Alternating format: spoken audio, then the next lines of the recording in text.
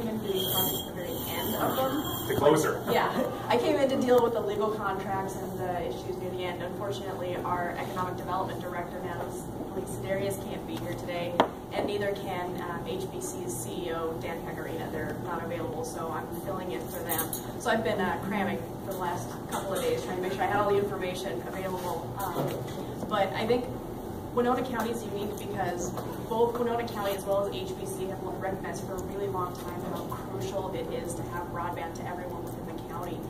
I know that both the HBC Board of Directors as well as the Winona County Board of Commissioners had unanimous approval for these projects because they have, and I think the resolutions they passed would talk about the critical infrastructure and that you can't function in society without this anymore. I'm not exactly sure which side came to the partnership first, but I do know that the way the two grants work, one was actually applied for by HBC, one was by Winona County, but we're partners on both.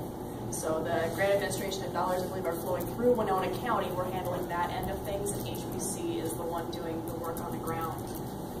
We have one project near Whitewater State Park, which is, that was the one applied for by HBC. I know that the city of Altura has committed $5,000 to helping out with that project.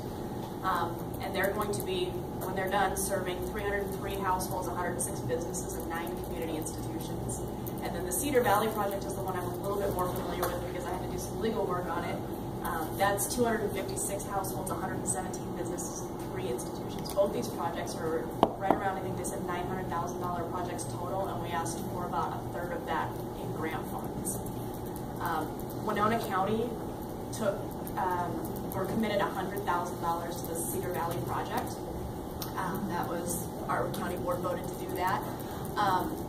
Eventually, HBC is going to be repaying us. That was their choice. We were looking at options for potentially recouping some of those costs, and HBC stepped up and volunteered to repay that over about a 6-year period. So essentially, they're getting an interest-free loan out of that. But they didn't have to do that. That was their choice. One of the cool things that they put, I know in our, I've been reviewing our grant applications, there's a whole bunch of information in here, but is that not only is it going to be serving those household businesses and institutions, but it's also going to improve our wireless connection within a 20-mile radius beyond those borders too. So Winona County has a lot of gaps. We have a lot of valleys where there's nothing there. There's still places with no cell phone signal.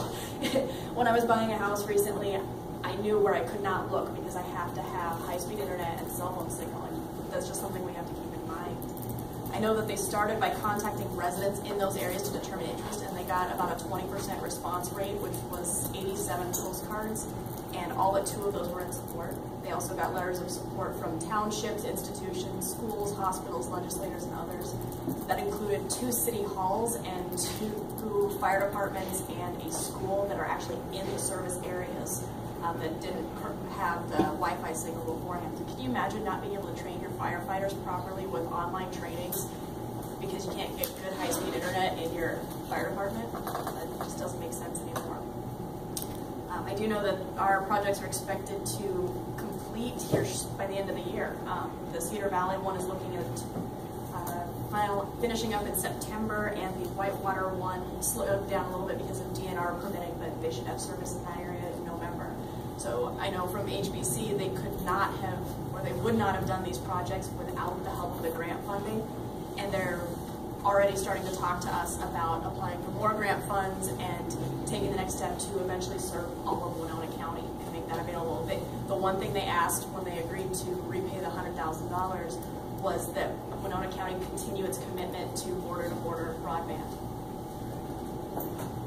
Thank you so much, and sorry